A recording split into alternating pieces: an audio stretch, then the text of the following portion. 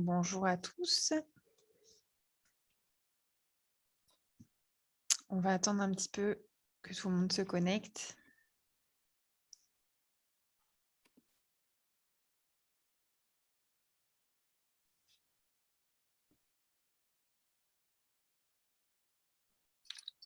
Bonjour à tous, bienvenue.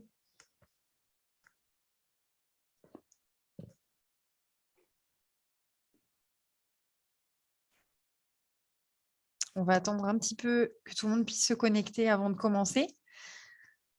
Bienvenue à tous sur notre webinaire thématique Parcoursup pour répondre à toutes vos questions. N'hésitez pas à nous écrire directement sur le chat ou dans la partie questions. On est à votre disposition pour pouvoir répondre à toutes vos interrogations et pouvoir y répondre en direct pendant ce webinaire. On va attendre encore un petit peu.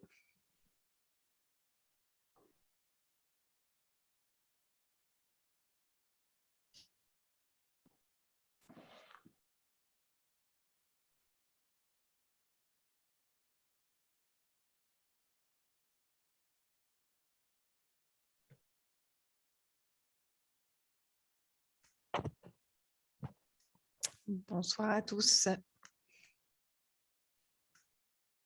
J'attends encore 1 minute et on va débuter. On va commencer par se présenter.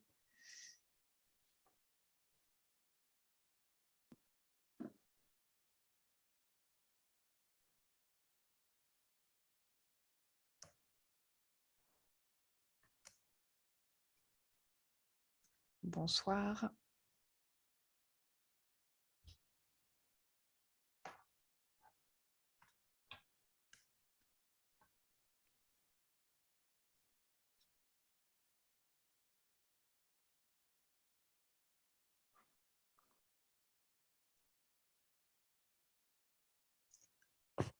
On va pouvoir débuter. Du coup, bonsoir à tous. Ravie d'être avec vous pour ce live sur la thématique des choix Parcoursup qui sont en plein cœur de ces derniers jours. On sait que c'est une période qui est très stressante et pour les parents et pour les étudiants, bien sûr, qui sont directement impliqués. Le but de ce webinaire, c'est vraiment de vous permettre de poser toutes vos questions. Si vous avez la moindre question sur Parcoursup, sur les décisions que vous avez à prendre dans les prochaines heures ou les prochains jours, sur les listes d'attente, sur les choix entre les écoles, on est là pour répondre à toutes vos questions, pour pouvoir vous permettre aussi d'aborder sereinement ce choix, puisque c'est un choix qui est important, qui est votre avenir dans une potentielle école de management. Et on veut vous donner toutes les clés pour que vous fassiez votre choix voilà, avec toutes les opportunités et de choisir voilà, l'école qui vous correspondra. Moi, je me présente d'abord, je suis Manon Barillon, je suis responsable du recrutement national. Je suis basée sur le campus du Havre, mais je suis voilà, sur tous les campus. Je vous ai sans doute rencontré quand vous êtes venu passer vos oraux sur Paris ou sur Caen ou même sur le Havre pour le bachelor.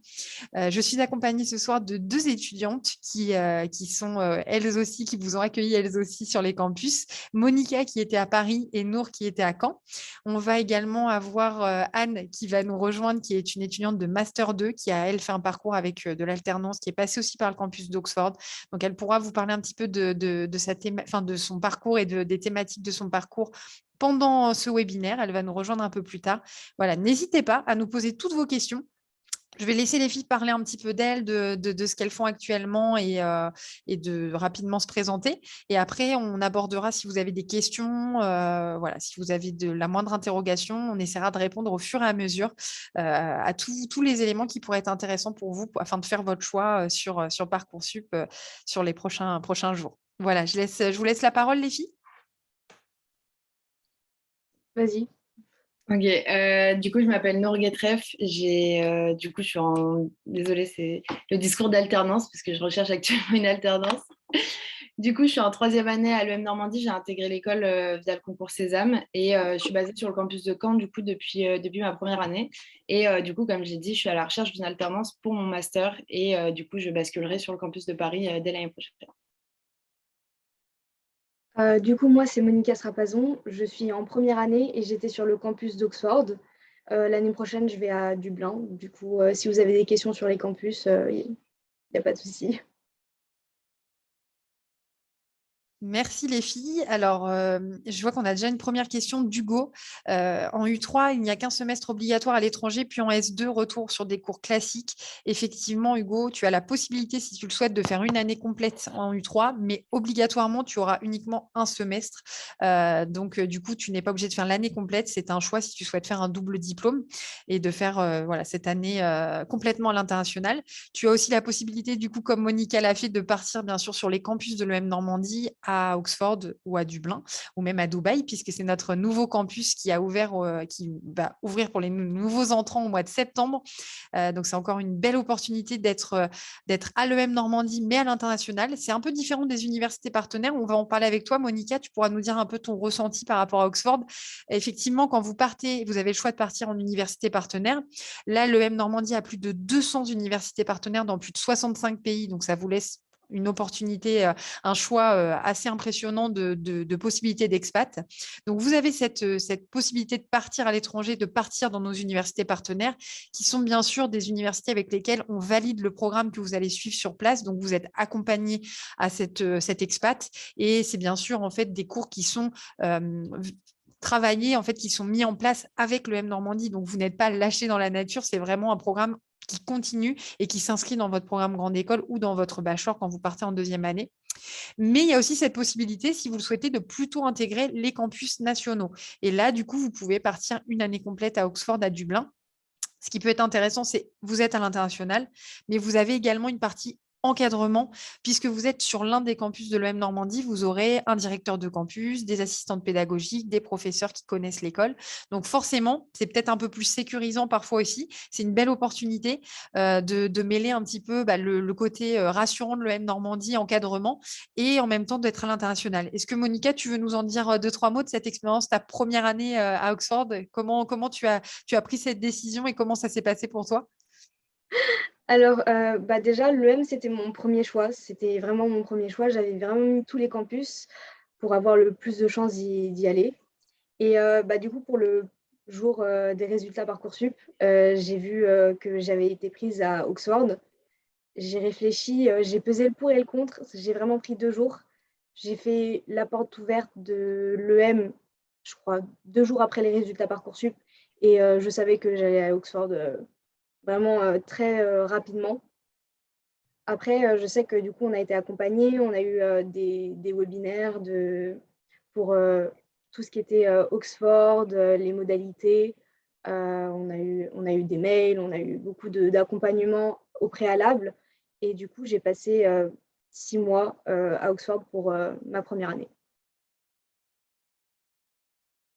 Super, Monica, merci beaucoup. Ça, du coup, ça fait le lien avec une question qu'on a eue concernant justement le visa et le côté administratif pour Oxford. Effectivement, en fait, votre année à Oxford est une année un petit peu particulière parce qu'elle est un peu plus condensée. En fait, vous serez 6 mois sur place puisque vous allez en fait avoir ce qu'on appelle un visa short term qui vous permet d'être sur le territoire à Oxford de façon en fait temporaire sur ces 6 mois, de suivre tous les cours.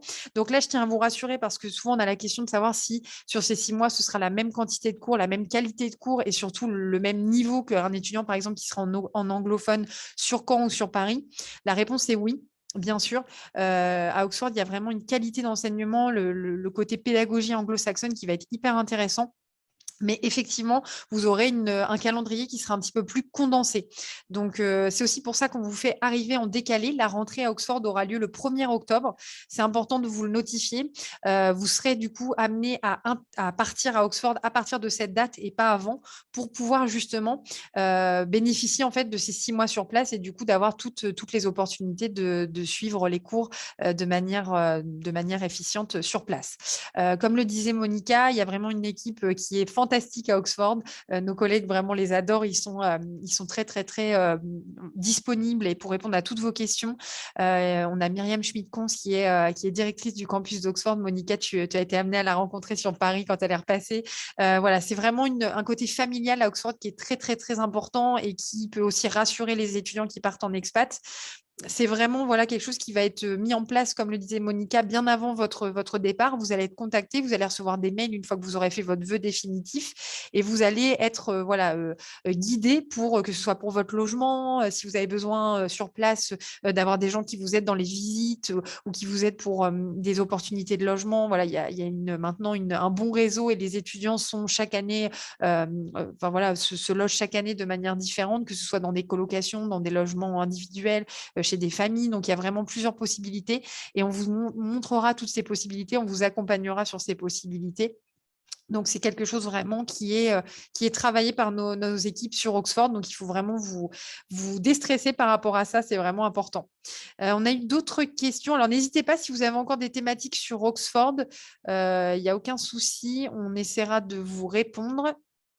Je regarde ce qu'il y a entre U1 et U3 des stages obligatoires à l'étranger.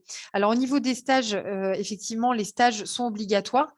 Par contre, pas forcément à l'étranger. Ça, c'est un choix de l'étudiant. Vous pourrez soit faire votre stage en France, soit à l'étranger.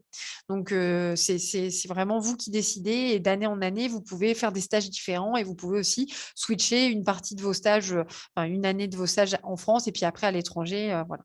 Y a-t-il des coûts supplémentaires dans les campus étrangers ou universités partenaires? Alors, non. Globalement, quand vous intégrez le M Normandie, quel que soit le campus, Oxford, Dublin, Paris, Le Havre, Caen, c'est vraiment le même tarif. En fait, vous payez un tarif et quand vous êtes sur nos campus de l'EM Normandie, vous payez l'année à l'EM Normandie. Ça, c'est très important. Il n'y aura pas de frais cachés, frais supplémentaires. Les seuls frais que vous aurez à débourser seront vos frais de vie qui peuvent être différents. À Oxford, à Paris, ce sont des villes qui coûtent relativement cher, plus cher que des villes comme Caen ou Le Havre qui sont un petit peu plus accessibles en termes de logement, etc. Donc ça, c'est un choix à faire de votre côté. Mais en tout cas, en termes de scolarité, il n'y aura pas de frais supplémentaires à rajouter. Ça, c'est important. Pour les universités partenaires, globalement, la plupart de nos universités sont au même tarif que l'EM Normandie. On a uniquement quelques destinations, moins d'une dizaine, qui sont des destinations avec un supplément de scolarité. Ça va entre 2 000 et 5 000 euros sur des frais à rajouter. Ça peut être aux États-Unis, voilà, pas mal de petites destinations, mais voilà, ça reste vraiment un minimum d'expatriation. Pour le reste, vraiment, la plupart de nos 200 universités partenaires sont au même tarif. Une année coûte le même prix que vous alliez à Shanghai ou que vous alliez, voilà, si vous le souhaitez, en Lituanie ou ailleurs, partout dans 65 pays possibles. Donc, vous voyez, ça fait un maximum de destinations. Donc, ça, c'est important. Effectivement, c'est une très bonne question. Par rapport aux cours, il y a des cours éligibles. En quoi ça consiste concrètement? Alors, je pense que tu dois parler des électifs. Alors, les électifs, ce sont des cours. Les filles, vous allez peut-être pouvoir nous parler, vous, de votre expérience avec les cours électifs, justement, après. Ce sont des cours qui permettent, en fait, de découvrir une nouvelle matière ou de nuancer un peu son parcours, de personnaliser son parcours sur une thématique qui peut vous intéresser. Ça peut être de l'astronomie, de la géopolitique, ça peut être des sciences économiques, plutôt tournées vers des spécialisations des éligibles des électifs en anglais. Voilà, ça peut être des éléments vraiment différenciants et qui permettent à chaque étudiant de se construire le parcours de la manière dont il le souhaite et pour justement permettre de soit découvrir de nouvelles matières, soit approfondir certaines autres matières. Est-ce que vous pouvez nous en dire un petit peu plus, les filles, ce que vous avez eu cette année, par exemple? Vas-y. Ok. Bah, du coup, moi, au premier semestre, j'ai eu le choix entre deux électifs. J'ai choisi le civilisation anglaise. Du coup, c'était tout ce qui abordait les différents aspects de la civilisation, que ce soit la politique, la culture. Je crois qu'on a eu ouais, de l'histoire aussi. Du coup, c'était vraiment un cours global sur la civilisation anglaise et c'était vraiment très intéressant vu que, bah, en habitant là-bas, c'est des choses à savoir. Et pour le deuxième semestre, j'ai pris pensée critique. Et du coup, c'est comment monter son argumentation, comment argumenter, comment pouvoir développer son idée.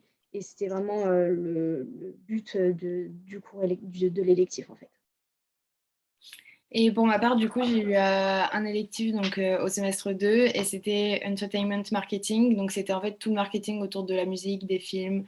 On a étudié des livres. C'était super intéressant. Et en plus, moi qui suis dans un track francophone, j'ai eu mon électif en anglais. Donc, c'était hyper intéressant de suivre ce cours, du coup, dans une autre langue. Top, super. Alors, je regarde les autres questions qu'on a pu recevoir. Y a-t-il des sélections pour partir dans les campus à l'étranger? La seule sélection qu'on fait, c'est effectivement sur Parcoursup. Il faut que vous ayez postulé, candidaté au track anglophone. Et après, du coup, si vous êtes accepté sur ce track, il n'y aura pas d'autres sélections. Les professeurs sur les campus à l'étranger sont dédiés à l'EM Normandie ou viennent d'autres universités? Ça peut être les deux. Alors après, on a une partie, comme je vous disais, sur nos campus, donc Oxford, Dublin, Dubaï, on aura une partie de nos professeurs vraiment EM Normandie, dédiés à l'EM Normandie, qui feront partie de l'EM Normandie, des professeurs récurrents. Et il se peut aussi, et ça même sur les campus français, que vous ayez des intervenants. Il faut savoir que pendant les cours, vous pouvez très bien aussi avoir des intervenants extérieurs, des professionnels qui viennent vous faire un cours, par exemple, sur ça peut être le droit des sociétés. On a des professeurs qui sont avocats et qui enseignent dans ces matières, dans le recrutement, des personnes qui travaillent plutôt dans le domaine RH. Voilà, il y a vraiment plusieurs possibilités. Et c'est aussi ce qui fait la richesse de l'enseignement à l'EM Normandie, le côté, bien sûr, professeurs, chercheurs qui ont leur expertise, leur domaine de recherche, et les professionnels qui vont plus intervenir sur leur domaine de compétences. Qu'est-ce qu'on a d'autre? Les électifs, on en a parlé. Comment se font les choix de campus à l'étranger? Est-ce que les filles, vous pouvez nous dire, enfin peut-être du coup Nour, toi, sur comment ça s'est passé au niveau de tes vœux? Est-ce que tu peux nous en dire un peu plus? Puis où tu es partie? Comment ça se passe au niveau des vœux? Est-ce que c'est pas trop stressant? Je pense qu'il y a pas mal de questions autour justement de cette expat en université partenaire. Comment ça s'est passé pour toi? Du coup, au niveau des vœux, donc c'est assez simple. C'est un logiciel, donc un algorithme en fait qui s'occupe de toute la répartition des vœux. Donc en fait, nous, on met nos vœux, donc on a entre 10 minimum vœux et 20 maximum. Et après, donc il y a cette espèce d'algorithme qui fait en fonction de notre classement. Donc notre classement dépend de nos notes et de notre niveau d'anglais. Donc si vous voulez, si je suis premier de promo et que je veux aller, je dis n'importe quoi, en Australie et que j'ai un bas niveau d'anglais, je suis pas éligible à aller en Australie. Par contre, si j'ai le niveau adéquat pour aller en Australie, je peux. Du coup, comment ça se passe? C'est le premier de promo va avoir son premier vœu. Donc, encore exemple, il veut aller en Australie. Il y a une place en Australie, il est pris. Si le deuxième de promo veut aller en Australie, il n'y a plus de place vu qu'il n'y en avait qu'une, il va avoir son deuxième vœu. Donc, je dis n'importe quoi, Séoul. Séoul, il y a à peu près une trentaine de places. Donc, ça se passe un peu comme ça. Donc là, je vous l'ai fait en très expliqué, mais dans ma promo, pour ma part, on était à 728. Donc, en gros, ça s'est fait comme ça pour 728 personnes. Moi, pour ma part, j'ai eu mon sixième vœu. Donc, c'était pas du tout prévu que je parte là-bas. Donc, je suis partie au Vietnam. Et autant vous dire que merci, en fait, l'algorithme, parce que ça a été une expérience folle. C'était pas du tout prévu. Moi, de base, je voulais partir en Espagne. Je voulais vraiment pas partir loin, rester à côté de la France pour faire les allers-retours. Et au final, l'algorithme a eu raison de moi. Et du coup, il m'a imposé le Vietnam. Je peux vous dire que j'étais pas hyper contente au début, mais au final, j'ai adoré, quelle chance. Et du coup, dès lors qu'on a notre destination, il y a tout un processus en fait qui commence d'un point de vue administratif. Donc, on doit remplir nos dossiers d'inscription, etc. Et on a tout un accompagnement, que ce soit de l'école ou de l'université partenaire. Pour tout ce qui est visa. Moi, le visa, c'est l'université partenaire qui m'a fourni tous les documents qui m'ont aidé à faire mon visa. Surtout qu'il faut savoir que moi, personnellement, je suis partie en janvier 2021. Donc, petit retour en arrière, c'était pas fun à ce moment-là, la situation Covid. Et j'ai eu une chance, mais incroyable de partir, c'était pas du tout prévu. Ça a été que des coïncidences.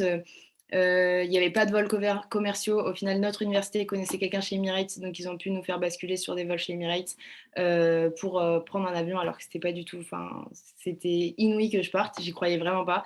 Et au final, j'ai réussi à partir, donc grâce à l'école, grâce à l'université partenaire qui a tout fait pour me faire partir. Et du coup, sur place, pareil, moi j'avais une marraine à l'université, j'avais un correspondant à l'administration. Dès qu'on avait une galère, hop, on avait leur WhatsApp et on communiquait. La France, c'était pareil, ils étaient ultra réactifs. Donc ça, il n'y a pas du tout de souci. Au niveau des logements, ça inquiète souvent les gens quand on leur dit, vous partez loin, vous devez trouver un appart, on connaît rien, comment ça se passe dans le pays, etc. En fait, comme les promos s'enchaînent au fur et à mesure et qu'on reviendra au niveau de l'intégration, mais à l'école, toutes les promos sont mélangées. Donc tous les types, que ce soit stage, alternance, expat, tout est mélangé. Et du coup, les anciens nous disent, moi, je suis allée dans telle destination. Ou sinon, ils nous disent, moi, je connais quelqu'un qui est allé là, du coup, je te mets en contact avec la personne. Et du coup, ça va ultra vite pour trouver des logements. En général, ça donne des tips, ça donne des numéros. Et c'est hyper, hyper simple. Enfin, moi, je me suis dit, oula, comment je vais faire, comment je vais trouver Oula, j'ai un petit bug. Vous m'entendez toujours? C'est bon, on t'entend. Ça a coupé, mais c'est bon. Comment je vais faire pour trouver un logement, comment je vais faire pour trouver une carte SIM, enfin des choses comme ça. Et au final, moi, je suis partie et des personnes partaient après moi. Donc, je leur ai donné tous les tips et puis ça se fait comme ça, de promo en promo. Donc, il faut vraiment pas avoir peur. Au contraire, moi, le conseil que j'ai à donner, c'est partez le plus loin possible. Enfin, du moins, mettez des vœux le plus loin possible. Et n'ayez pas du tout peur parce que tout est fait pour que vous soyez hyper encadré. Mes cours étaient encadrés, tout était encadré. Donc, il n'y a pas de souci que ça soit autant pour les enfants ou les parents, parce que généralement, c'est plus les parents qui sont inquiets que les enfants. Donc, non, vous en faites pas, mes parents, ils m'ont laissé partir très serein et tout s'est très bien passé. Je suis rentrée en un seul morceau. On voit ça. Top. Du coup, je vois qu'on a la question par rapport à Oxford. Il y a une question pour un étudiant mineur.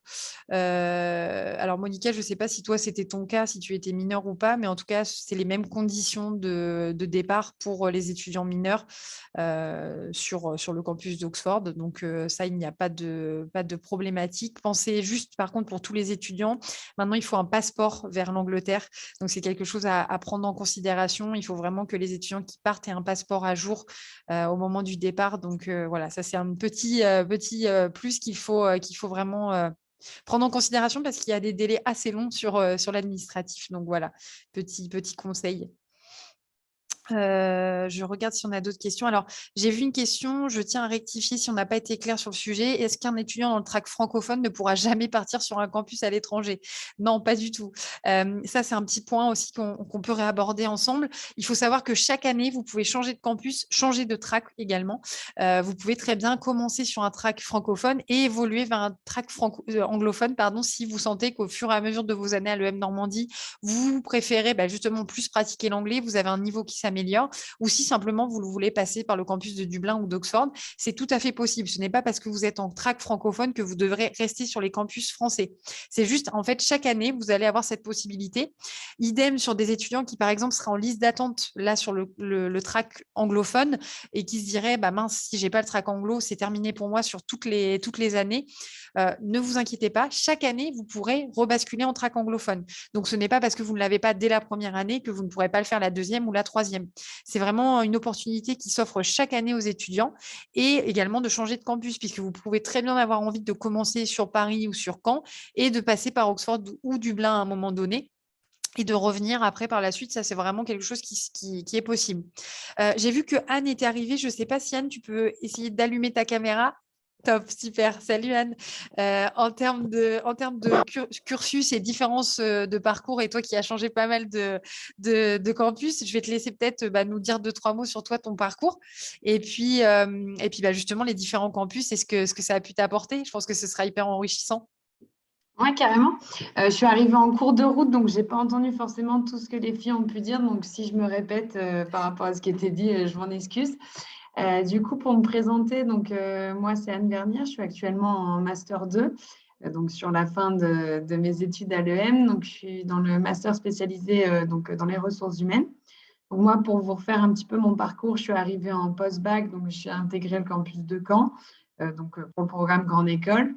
Dès la deuxième année, donc moi, je suis partie 1 an à Oxford, donc une année extraordinaire où j'ai pu vraiment me développer en anglais et en même temps, comme tu le disais Manon, il y avait le côté à la fois sécurisant de rester au sein de l'EM, mais de partir 1 an à l'étranger. Donc ça, c'était vraiment super chouette. Ensuite, en troisième année, je suis revenue sur le campus de Caen. Quatrième année aussi, un semestre à Caen, un semestre en expatriation à Madrid. Et après, une année de césure où j'ai fait 6 mois de stage chez Unilever et 6 mois de stage chez Mondelez. Et ensuite, on arrive au Master 2, donc l'année dans laquelle je suis actuellement en ressources humaines, en alternance chez L'Oréal. Voilà. Un beau parcours.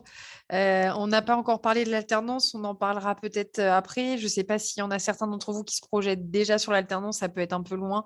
Mais en tout cas, il faut savoir vraiment que l'EM Normandie accompagne énormément ses étudiants sur l'alternance. L'Oréal en fait partie, mais on a plus de 5000 entreprises partenaires. On est business school de référence sur l'alternance, donc il y a vraiment un service dédié aux étudiants qui souhaitent à un moment ou à un autre de leur cursus faire de l'alternance. C'est très important de savoir, même si ce n'est pas tout de suite, que vous aurez cette opportunités.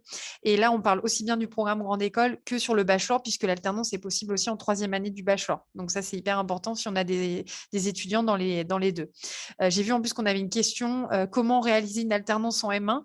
Eh bien, tout simplement, en fait, là, Anne a fait de l'alternance, par exemple, sur sa 2e année en Master 2, mais il existe un cursus qui est Master 1, Master 2 en alternance, où là, vous signez un contrat de 2 ans avec une entreprise.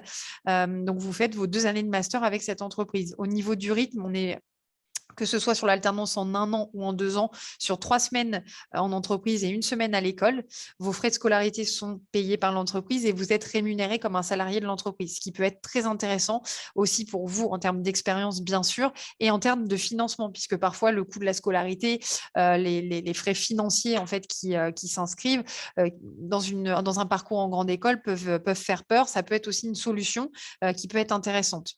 J'ai vu également qu'il y avait une question sur les financements et les banques partenaires. Je vais laisser mes collègues du coup qui vous répondent sur le chat vous mettre le lien. On a un lien qui permet d'avoir toutes les informations sur les partenaires que nous avons en termes de banque, puisqu'on en a. Effectivement, c'est une solution qui est de plus en plus choisie par nos étudiants.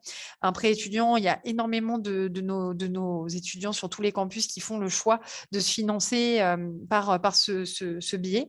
Donc, c'est vraiment quelque chose qu'il faut appréhender sereinement et qu'il faut effectivement prévoir. Là-dessus, du coup, on va vous mettre le lien pour que vous puissiez trouver toutes les informations sur nos banques partenaires, les conditions du partenariat et si vous avez besoin de contact au sein de l'école, n'hésitez surtout pas. Mais en tout cas, c'est vrai que l'alternance, ça peut être voilà, une solution aussi de financement sur le parcours en programme grande école ou en bachelor, bien sûr.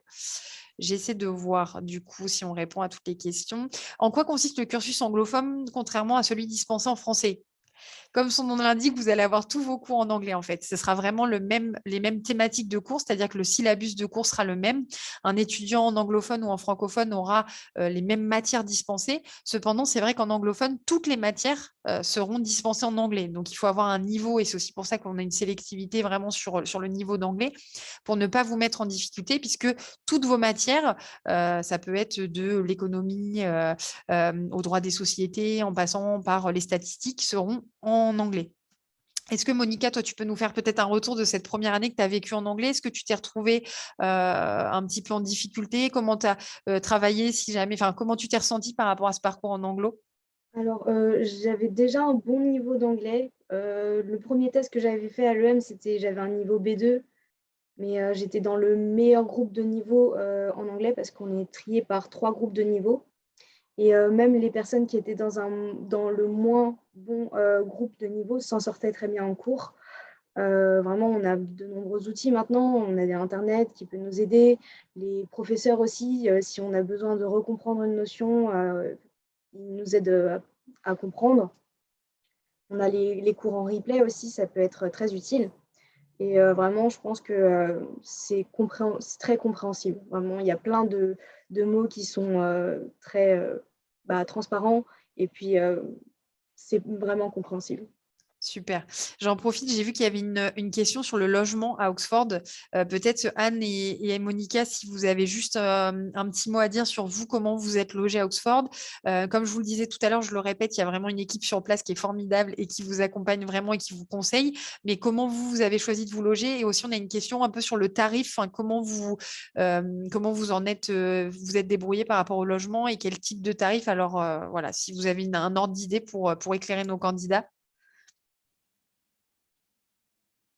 Comme tu veux, Anne, si tu veux commencer. Du coup, moi, ça commence à remonter un petit peu. Ce ne sera pas la plus actuelle. Ouais, c'est ça, c'est pas la version la plus à jour. Mais du coup, moi, j'avais choisi d'être en coloc avec un ami de l'école. Donc, on était à 2 et on est passé par une agence directement euh, donc sur place, sachant qu'on restait 1 an, donc c'était peut-être plus facile aussi. Et en termes de prix, je ne vous cache pas que je ne sais plus, tout inclus, ça devait être entre 800 et 1000 euros par personne par mois, donc c'était assez cher, mais c'était une résidence toute neuve, etc. Mais je sais que j'avais des amis qui, eux, étaient logés dans des maisons à côté du campus. En coloc aussi, ils étaient à 600 euros, il me semble. Donc, je ne sais pas, toi, Monica. Du coup, moi, j'étais en famille d'accueil. Je crois que je payais 600 pounds, ça équivaut à peu près à 700 euros. Moi, je les ai trouvés sur un site internet qui s'appelle Spare Room, si je me souviens bien. Mais après, je sais qu'il y a beaucoup de sites internet dédiés au logement, que ce soit les colocations, les familles d'accueil, les résidences étudiantes. Mais il faut savoir que du coup, les résidences étudiantes, c'est sûrement le logement le plus cher à Oxford. Mais après, ça a quand même pas mal d'avantages. Super, merci les filles pour ces informations. Alors, on a une question également de savoir combien de places il y a en track anglophone sur Paris. Donc, c'est 50 places qui sont ouvertes sur Paris en track anglophone. Voilà, pour information. Et 450 en francophone sur Paris. Alors, j'ai une question. J'ai pu constater qu'il y avait de nombreuses langues que l'on peut étudier à l'EM. Est-il possible d'étudier une troisième ou encore quatrième langue? Alors oui, vous pouvez commencer de nouvelles langues à l'EM Normandie, c'est tout à fait possible. Vous pouvez continuer votre langue, votre deuxième langue actuelle ou en démarrer une nouvelle. C'est totalement optionnel.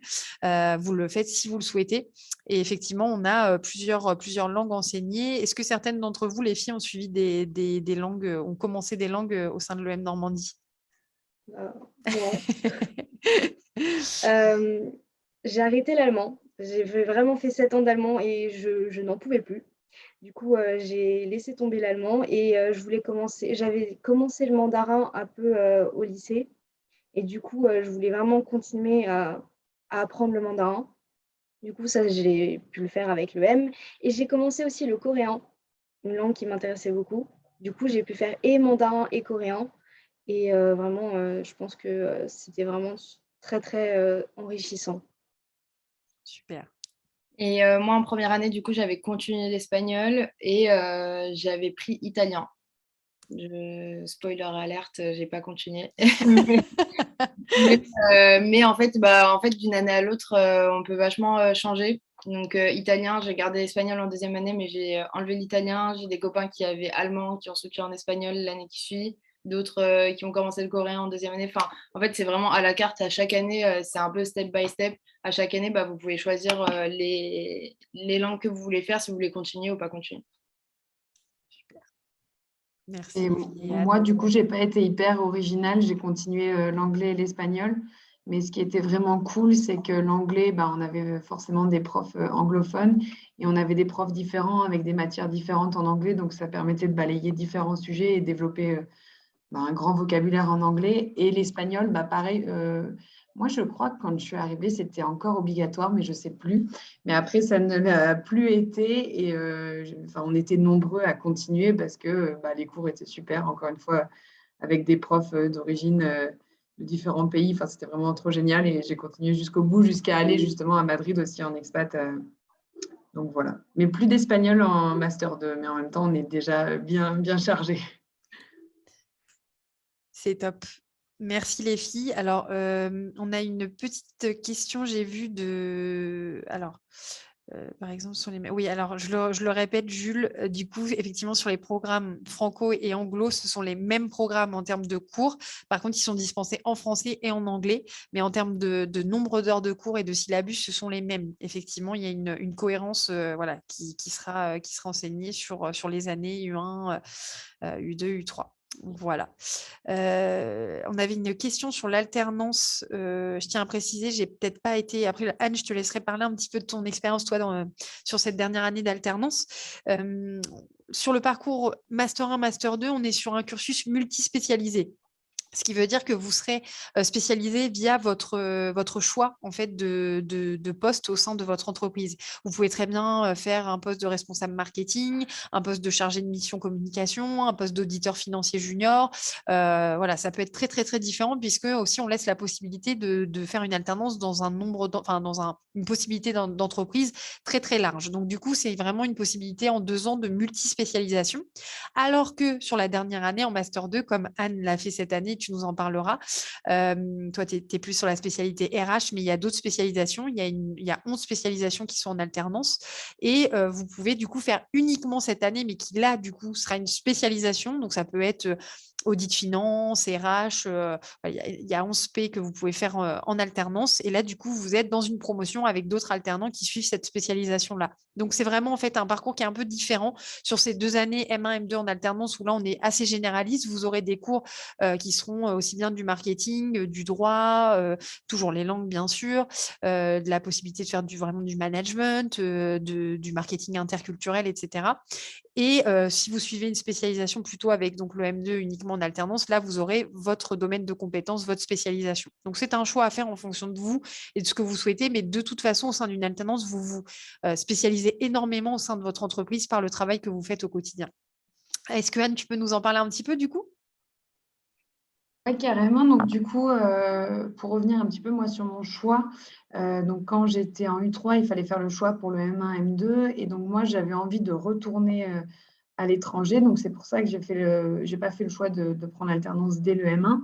Et en plus, je voulais aussi gagner en expérience pour vraiment me spécialiser avant de… En fait, m'assurer que c'était vraiment vers les ressources humaines que je voulais me tourner. Donc, c'est pour ça que j'ai fait une année de césure aussi entre mes 2 masters pour développer d'autres compétences, avoir d'autres expériences dans des entreprises, puisque j'avais déjà eu les stages auparavant, mais je voulais en faire d'autres. Et donc, j'ai choisi de faire que le Master 2 en alternance. Que dire de plus là-dessus? Donc, oui, donc j'ai choisi d'être chez L'Oréal. Voilà, et donc je suis sur une fonction généraliste dans les RH pour voir un maximum de choses, pour vraiment faire le tour en fait un petit peu de la fonction RH pour cette dernière année, pour aller en lien avec ma spécialisation RH. Donc du coup, oui, comme nous, on a une spécialisation RH, on a vraiment des cours tournés en lien avec les ressources humaines, avec du recrutement par exemple, des cours sur la stratégie de rémunération. Je vous cite ça parce que j'ai eu mes partiels encore hier, donc c'est tout frais. Donc voilà, et par exemple, moi, mon alternance, je ne sais pas si ça va évoluer par la suite, mais par exemple, Master RH, c'est enseigné sur le campus de Paris, donc c'est pour ça qu'on est sur le campus de Paris. Donc c'est aussi pour ça que j'ai fait le choix d'aller chez L'Oréal, parce que c'est juste à côté du campus. Moi, j'ai un rythme de 3 semaines en entreprise, 1 semaine à l'école. Il me semble que les rythmes peuvent un petit peu évoluer en fonction des masters, mais c'est vrai que globalement, en général, on a quand même, peu importe les masters, je compare par rapport à mes amis, on a quand même des grosses périodes en entreprise et des semaines complètes à l'école. Et en fait, c'est vraiment le rythme idéal parce que du coup, quand on est en entreprise, on peut vraiment se développer, s'investir dans des missions, etc. Et quand on revient à l'école, on a un focus 1 semaine ou 2 semaines pendant lequel on est concentré à l'école et on n'est pas entre les deux. Donc ça, je trouve que c'est vraiment, vraiment l'idéal. Et puis, ça se fait vraiment bien, que ce soit côté école ou côté entreprise. Il y a vraiment un respect, je trouve, entre les deux. Quand on est à l'école, on est vraiment à l'école. Quand on est en entreprise, on est vraiment en entreprise. Mais forcément, là, je vous parlais des partiels, par exemple. Forcément, il faut aussi travailler les partiels à côté. Mais voilà, et c'est une année qui est assez intense, mais qui est très enrichissante. Et ça permet de vraiment se développer à la fois sur le côté pro, le côté perso aussi, puisque forcément, on gagne en maturité, on se développe. Voilà, c'est très, très enrichissant. Et c'est une très bonne année qui, moi, touche bientôt à sa fin, mais j'en suis très contente de cette année. Super, merci beaucoup Anne pour ton témoignage. Là, je vais vous demander à toutes les 3 du coup de participer puisque j'ai une question qui est très intéressante. Alors déjà, merci pour cette présentation très motivante. Aviez-vous hésité entre plusieurs écoles et quel argument pouvez-vous nous donner pour nous convaincre de choisir l'EM Normandie si on hésite encore? Donc là, les filles, je vous laisse la parole. Moi, je suis sur la fin, donc je me dis, je peux commencer. Donc moi, du coup, ça va faire 6 ans que j'ai intégré l'EM et que j'ai choisi du coup l'EM. Et donc oui, j'avais hésité avec d'autres écoles du concours Sésame. Pour la petite histoire, j'avais eu toutes les écoles auxquelles j'avais postulé, donc c'est même pas un choix par défaut, c'est vraiment un choix de cœur. Et donc en fait, moi je suis caennaise de base et donc j'avais déjà eu l'occasion de venir sur le campus de Caen, les portes ouvertes, etc. quand j'étais en lycée, qu'on choisit l'orientation. Et en fait, très rapidement, je me suis sentie vraiment à l'aise dans le campus avec les étudiants. Il y avait, c'était très naturel. Et voilà, les choses ont fait que je suis allée dans d'autres campus, j'ai pu rencontrer d'autres étudiants, d'autres écoles. Et en fait, l'école dans laquelle je me sentais mieux et dans laquelle je me projetais, bah, c'était l'EM Normandie. Je me suis sentie vraiment à l'aise. Et d'ailleurs, je parlais des écoles, des résultats. Je crois que l'EM, c'était l'école où j'avais eu le meilleur résultat sur l'entretien de motivation, quelque chose comme ça. Donc, ça s'est ressenti aussi. Je pense que c'était l'école dans laquelle je me plaisais le plus. Et voilà, aucun regret aujourd'hui, 6 ans plus tard. Donc voilà, foncez si vous vous sentez bien à l'EM, si ça vous intéresse, bah, foncez pour l'EM. Et les filles, du coup? Bah pour ma part, moi j'avais fait un peu entonnoir. Donc comme Anne, j'avais vraiment été acceptée partout. Donc le choix était horrible. Je pense qu'à l'époque, je préférais vraiment être prise qu'à une seule école et pas avoir à choisir. Et en gros, j'avais fait bah, déjà la liste de bachelor master. Moi, c'était un choix personnel que je voulais pas aller dans un bachelor parce que je voulais pas me réinfliger une période de stress intense comme je sais que vous êtes actuellement en plein dedans. Et du coup, je voulais vraiment signer pour 5 ans et être tranquille pour 5 ans, sachant que je savais que je voulais m'engager dans de longues études et faire 5 ans minimum. Du coup, bah, déjà les bachelors, donc même si j'avais des écoles que j'adorais, bah, je vais citer Neoma que vraiment j'avais adoré et donc c'était à contre-cœur que j'avais dit non. Mais du coup, c'était pas du tout le parcours, le cursus que je voulais faire. Et du coup, au niveau des masters, bah, du coup, ça s'est vite fait. Comme a dit Anne, vraiment, c'est le feeling qu'on a quand on va sur les écoles. On vous dira jamais venez à l'école, venez chez nous. C'est vraiment le feeling que vous avez ressenti. On est vraiment une très très grande famille. Si vous parlez à n'importe quel EMien intercampus, il vous dira qu'ici à l'UM, on est vraiment une très grande famille. Et c'est vraiment ce sentiment qu'on veut faire perdurer dans le temps, que quand vous venez, c'est parce que vous vous sentez vraiment à votre place et que vous sentez que vous appartenez à quelque chose. Et c'est vraiment bah, cette entité, cette famille qu'on ressent ici. À l'école et c'est vrai que moi dès les entretiens donc j'avais ressenti ce sentiment et je voulais vraiment en faire partie et c'est pour ça que bah, ça a été le choix du cœur et que j'ai choisi l'école tout naturellement. Et je me permets de rajouter quelque chose par rapport à ce que tu as dit, Nour. Ça m'a fait penser à quelque chose par rapport à ta notion d'entonnoir. Alors, je voulais rajouter, moi, sur mon expérience, que moi, en fait, j'ai choisi des écoles qui se ressemblaient vachement. Donc, au final, c'était peut-être plus difficile. Mais par contre, donc, il y a vraiment cette notion de feeling, comme on dit, pour le choix du cœur. Mais il y a aussi l'aspect aussi qui m'a beaucoup plu par rapport à ce que disait Nour de se projeter sur 5 ans. Mais justement, moi, ce qui me plaisait à l'EM, c'était, OK, je signe pour 5 ans, mais par contre, ça va être chaque année à la carte. Chaque année, je vais pouvoir revoir ce que j'ai envie de faire. Ce n'est pas 5 ans où on se dit c'est planifié. Et ça, c'est quelque chose qui m'a vraiment plu. Et pareil, dans cette même logique, tout aspect international dont on parlait, toutes les écoles partenaires et aussi les opportunités, donc l'apprentissage et les différentes expériences qu'on peut avoir en entreprise. Voilà, je ferme la parenthèse. Alors moi, je sais que depuis la troisième, je fais des salons d'étudiants, de l'étudiant, ce genre de choses.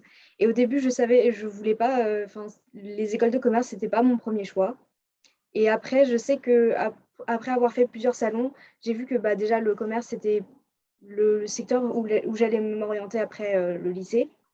Et je sais que j'avais quelques écoles en tête comme Neoma, KEJ, ISG et du coup, il y avait aussi l'EM. Et en fait, quand j'ai repris les plaquettes de chaque école, en fait, j'ai remarqué que l'EM avait tous les éléments que je cherchais dans une école. Et du coup, après, quand j'ai passé le concours Sésame, j'ai vraiment passé que pour l'EM en fait. J'ai sélectionné plusieurs écoles au cas où, mais vraiment, c'était que pour l'EM. Et bah, du coup, j'ai fait les portes ouvertes peu après les résultats de Parcoursup. Et c'est vraiment à ce moment-là que je me suis dit, c'est bon, je signe pour l'EM pour 5 ans, c'est bon, c'est réglé. Merci les filles, c'est top d'avoir vos retours de vos retours. Alors, j'ai vu qu'on avait des questions sur le campus de Caen, des questions sur comment se fait le trajet, puisque le campus n'est pas en plein centre-ville. Bon, Anne et Nour, je vous laisse peut-être rapidement rassurer peut-être les parents. Alors, moi, je suis caennaise aussi de base. Du coup, je connais très bien la ville de Caen, qui est une ville très sympathique, comme mes collègues vous l'ont écrit dans le chat. Donc, effectivement, maintenant, je suis au Havre et j'adore la ville du Havre, mais Caen est une ville étudiante très sympathique, très calme, parce que j'ai vu qu'il y avait aussi la question de la sécurité. Pas de problème là-dessus. Je pense que voilà, il y a aucun souci. Les filles, vous nous ferez un petit peu vos retours. Mais en tout cas, le transport se fait vraiment facilement puisqu'il y a le tram, les bus, c'est très bien desservi. Et on est vraiment dans une zone avec l'université de médecine à côté, l'IAE. Donc vraiment, c'est une zone aussi qui est très étudiante. Les filles, je vous laisse juste rapidement nous dire un petit peu en termes de quotidien à Caen ce que vous avez pu vivre. Pour ma part, très sécure. Donc, je suis une fille et je sors le soir et j'ai jamais eu aucun problème. Tout s'est super bien passé. Puis, surtout que on est une petite famille, comme j'insiste, je vais forcer avec ça. C'est que tous nos événements qui se font dans le centre, on est tous entre eux et miens, donc on habite tous à côté. C'est tellement petit que raccompagner les gens le soir, ça fait pas de détour, c'est sur le chemin. Mes copains me raccompagnent généralement, sinon on se raccompagne entre filles, il n'y a pas de souci au niveau de ça. Et surtout, un point qui m'a vachement choquée, c'est que la police passe tout le temps, tout le temps, tout le temps, tout le temps, tout le temps. Il y a des voitures de police qui passent tout le temps dans la ville, donc je pense que ça calme un peu les gens. Et du coup, aucun problème, c'est une ville vraiment calme, tranquille calme, tranquille niveau sécurité. Par contre, en termes étudiants, c'est trop sympa, il y a trop de choses à faire. On a tendance à avoir un vrai préjugé en se disant quand ça bouge pas, c'est la campagne, c'est mort. Pas du tout. Je me suis pas reposée ces 3 dernières années. Et c'est vraiment une ville riche. Il y a plein de choses à faire, plein de restos, plein de bonnes adresses. Donc c'est trop cool. Et du coup, pour compléter, moi, je suis caennaise de base, donc j'ai fait mes études à Caen, le lycée à Caen, donc je connais vraiment très bien Caen.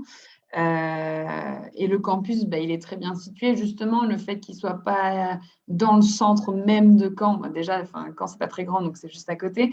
Mais le fait que ce soit pas juste dans le centre, ça rend le campus plus accessible. Notamment, moi qui vivais chez mes parents, j'y allais en voiture, donc c'était plus facile que si c'était dans le centre.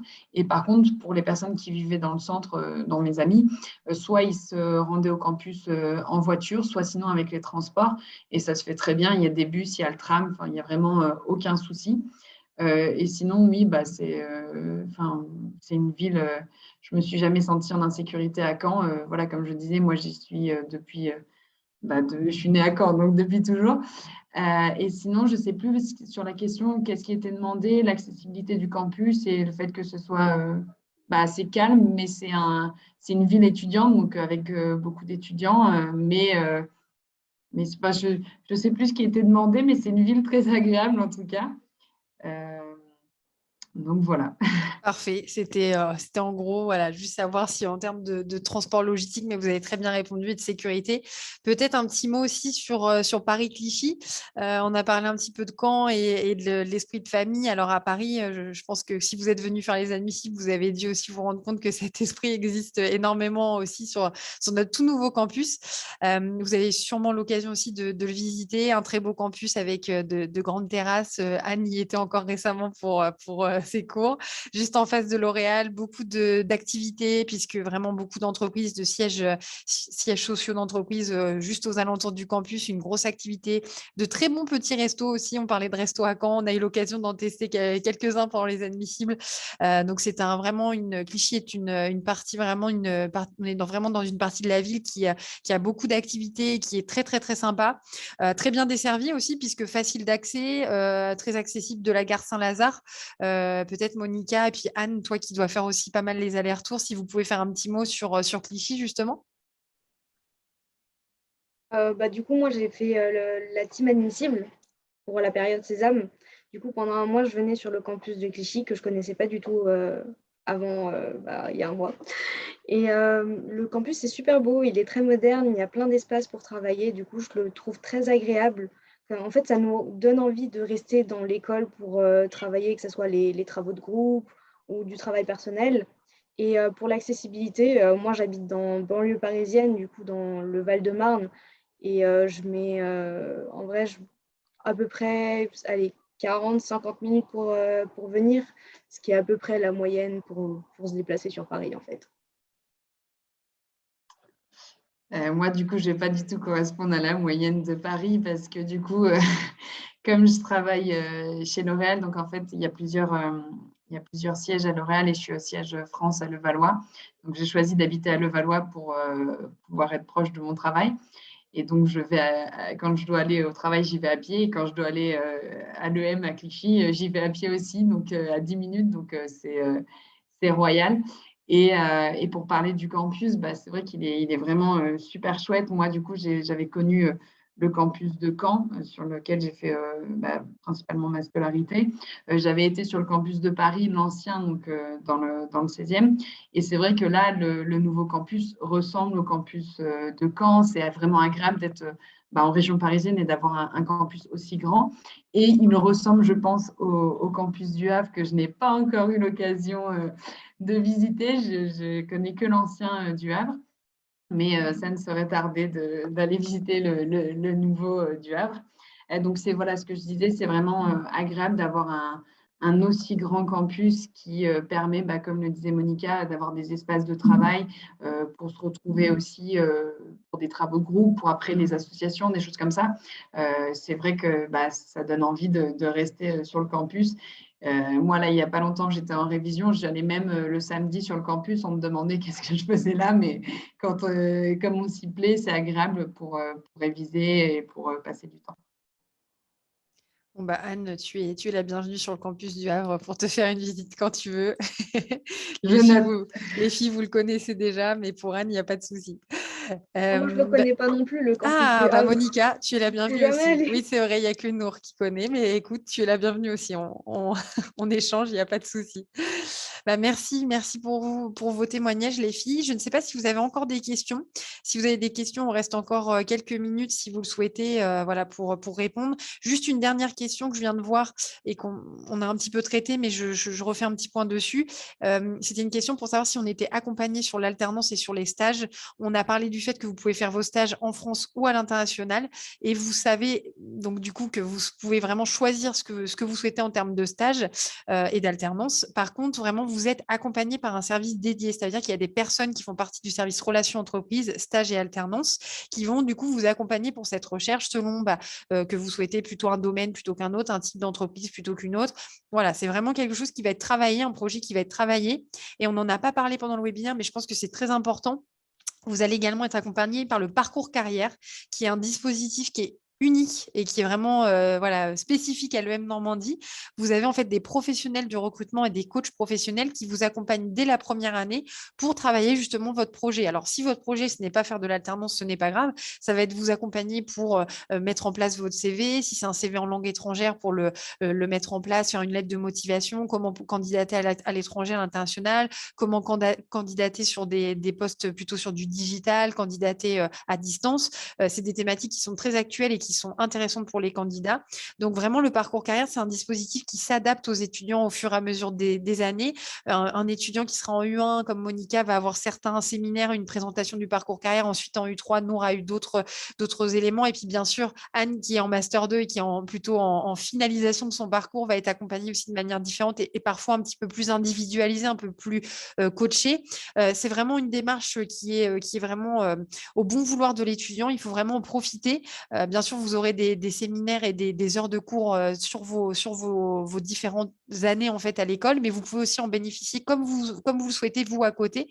Et vraiment, donc, n'hésitez pas aussi à prendre en considération cet élément, parce que nous, notre objectif à la fin, c'est effectivement que vous soyez employable facilement et qu'il y ait un fort taux d'insertion dans la vie professionnelle rapide, mais surtout que vous trouviez le domaine d'activité, l'entreprise qui vous correspond et que vraiment ce soit vraiment quelque chose qui soit positif pour vous et qui soit une réussite et que vous soyez fiers de votre parcours et heureux de vos années, que ça vous ait permis de vous guider sur un choix professionnel. Alors, on a encore quelques questions, on va essayer de répondre rapidement. Combien d'heures de cours par semaine chaque année? On est sur une moyenne de 26 à 28 heures. Alors, sur le master, c'est un peu différent, c'est parfois plus. Sur les années de U, on est entre 26 et 28 par semaine, avec une partie dédiée à la vie asso Et peut-être, Nour, je te laisse en parler rapidement de la vie asso, parce qu'on n'en a pas du tout parlé. C'est quelque chose qui est très important à l'EM Normandie. Et chaque année, vous pouvez faire partie d'une asso et vous aurez à un moment donné une implication à avoir dans cette vie associative. Est-ce que tu veux nous en parler rapidement? Au niveau de l'association, de l'associatif, c'est très, très, très, très large. On a plus de 100 associations intercampus qui touchent vraiment à tout. On a de la mode, de la cuisine, de l'événementiel, du gaming, du karting, du rugby, enfin, et j'en passe, il y en a plus de 100, donc c'est très, très large. Tout le monde trouve son bonheur. Aussi, comme moi, en fait, on ne savait pas trop quoi faire. J'ai monté mon association, donc à part entière, indépendante, avec une petite bande de copains. Et du coup, on a créé une association. Donc, c'était l'organisation du carnaval de Caen. Donc, pour ceux qui pensent que la Très vie... gros carnaval. Le Exactement, plus gros carnaval étudiant d'Europe, non? exactement, le plus gros carnaval étudiant d'Europe qui a réuni en avril dernier plus de 34 000 personnes quand même. Donc, c'est pas rien. Donc, quand ça bouge, je vous assure. Et du coup, on était à la charge de ce projet-là. Et donc, j'étais présidente. Donc, tout ce qui est management. On a un peu l'œil sur tout. Donc, que ce soit sur la communication, sur l'événementiel, sur la trésorerie. Donc, tout ça, la logistique. Donc, on doit un peu tout manager tout en essayant de déléguer parce que ça a été un de mes gros défauts. Et c'est vrai que, qu'on apprend énormément. En fait, à chaque fois que je faisais des erreurs, je me disais, c'est bien parce que cette erreur, tu l'as fait maintenant en asso, tu la feras pas en entreprise. Et on apprend tellement et on est tellement mis en confrontation sur le fait accompli. Du coup, on apprend très, très rapidement. Et c'est hyper sympa de bosser. Cette ambiance associative, c'est trop sympa entre nous parce que on a une année dédiée à ça. Donc pendant une année, tous les gens de notre promo sont en association, donc c'est obligatoire et c'est noté. Et en fait, on a l'impression d'être un peu en monde de l'entreprise. On dit ah toi ton événement, t'as pas fait assez de com sur ça, du coup on s'aide entre nous et c'est hyper sympa. On fait aussi des collabs entre associations, donc ça c'est trop cool faire des événements avec deux associations. Donc c'est hyper sympa. Et voilà. Donc moi je vous recommande que de commencer l'associatif même dès la première année. Et comme ça, vous avez des bases solides pour en deuxième année et avoir des postes plus intéressants au bureau, président, vice-président, trésorier, etc. On a eu la question de savoir s'il y avait des assos à Oxford. Oui, les assos sont sur tous les campus, hein, donc ne vous inquiétez pas, la vie associative est présente partout. Les assos peuvent être un peu différentes selon les campus, mais il y aura toujours les grosses thématiques, les bureaux que vous connaissez, les assos humanitaires qui peuvent être différentes, mais qui restent vraiment dans la thématique plutôt humanitaire international, humanitaire sur le national. Il y aura des assos aussi professionnalisantes. On peut créer son asso comme l'a fait Nour. Donc vraiment, voilà, il y a toutes les possibilités de créer l'association et puis d'en faire une richesse professionnelle, comme tu l'as si bien dit, Nour. Donc, effectivement, c'est une expérience incroyable. Je rebondis sur une question qu'on a. L'emploi du temps en première année, laisse-t-il le temps d'avoir un job étudiant à côté? Alors, vous, les filles, je ne sais pas si ça a été le cas pour vous, mais je sais qu'il y a énormément d'étudiants qui ont un job étudiant. C'est tout à fait possible. Par contre, ça demande une certaine organisation et il ne faut pas, c'est ce que je donne toujours comme conseil aux étudiants, délaisser le côté cours et pédagogie avec quand même beaucoup de travaux de groupe. Vous allez devoir vous investir, voilà, travailler quand même au profit de votre travail uniquement. Il faut vraiment trouver un équilibre entre la vie associative que vous allez devoir mener, les cours et puis bien sûr ce job étudiant. Mais c'est une possibilité. Il y a des étudiants qui le font tous les ans et il n'y a pas de souci là-dessus. Je regarde si on a fait toutes les questions. Je crois qu'on est à peu près tous, on a à peu près tout répondu. Y a-t-il des aides pour trouver des jobs étudiants? Alors oui, en fait, on peut vous aider hein, sur les jobs étudiants. Il y a notamment tout ce qui est Normandie Junior Entreprise qui peut vous permettre de trouver des missions pour des entreprises. C'est une association de l'école qui peut en fait mandater des étudiants sur des missions rémunérées ou non, qui vous permet de créer un réseau et de travailler pour des entreprises. Et à côté de ça, on a aussi, nous, via nos partenaires, des offres de jobs étudiants qui peuvent être intéressantes et qui rentrent parfaitement dans la thématique et qui sont en lien avec l'école directement via nos entreprises partenaires. Je ne sais pas si on a d'autres questions. Bonjour, par rapport aux 2 000 € que l'on doit payer, j'aimerais savoir s'ils vont être décomptés du prix de l'école. Oui, alors ça, c'est bien un acompte. Hein, donc, les 2 000 €, les 800 € si vous êtes en bachelor ou en BBA. Il faut en fait vraiment vous dire que c'est une réservation définitive de votre place, votre intégration à l'EM. Par contre, ce sera enlevé de vos frais de scolarité. Vous n'aurez pas à les repayer en supplément. C'est vraiment, ce sera déduit de vos frais de scolarité sur la première année. C'est important. Je crois qu'on a à peu près tout, donc vous avez 15 jours pour les payer. Donc voilà, n'hésitez pas si vous avez besoin ou si vous avez des questions par rapport aux acomptes à nous contacter sur admission@em-normandie.fr. Merci les filles pour votre participation. C'était super de vous avoir et d'entendre vos témoignages. C'est vrai qu'en plus, je suis super contente de finir l'année avec vous parce que la plupart, on a été en lien toute l'année. Vous avez été super ambassadeurs et vous avez fait un super travail pendant les admissibles. Voilà. Même Anne a fait un amphi alors qu'on l'a retrouvée sur le campus de Paris. Il vient témoigner en amphi, mais c'est aussi ça l'esprit EM Normandie. C'est tous pouvoir se retrouver à un moment sympa. Donc, ça m'a fait très, très plaisir de partager ce moment avec vous. Encore merci pour la réponse et la qualité des échanges. Quant à tous nos spectateurs, on vous souhaite surtout bon courage, surtout le petit mot de la fin, patientez pour ceux qui sont en liste d'attente. On sait que c'est très compliqué, très dur, mais c'est le système Parcoursup qui est long. Ne vous inquiétez pas, il y aura forcément une possibilité d'avoir une place qui sera possible pour vous. Et donc, ne désespérez pas, attendez juste et vous allez voir que ça va se décanter dans les heures et les jours à venir. On espère vraiment que vous ferez le choix de l'EM Normandie si c'est le choix qui vous correspond, comme le disait Nour. En tout cas, nous, on vous attend avec plaisir à la rentrée pour l'inté. Ça va être un moment aussi incroyable et on a hâte de vous retrouver à l'EM Normandie sur un de nos campus. Merci les filles. On a perdu Anne en route, mais merci à vous. Et puis, je vous souhaite à tous une très bonne soirée. On est tous disponibles, donc n'hésitez pas à nous écrire sur les réseaux sociaux ou sur notre adresse promotion@emnormandie.fr si vous avez envie de nous rencontrer, de revenir sur les campus, de nous voir. On est à votre disposition. Bonne soirée à tous et merci les filles. Au revoir, bonne soirée.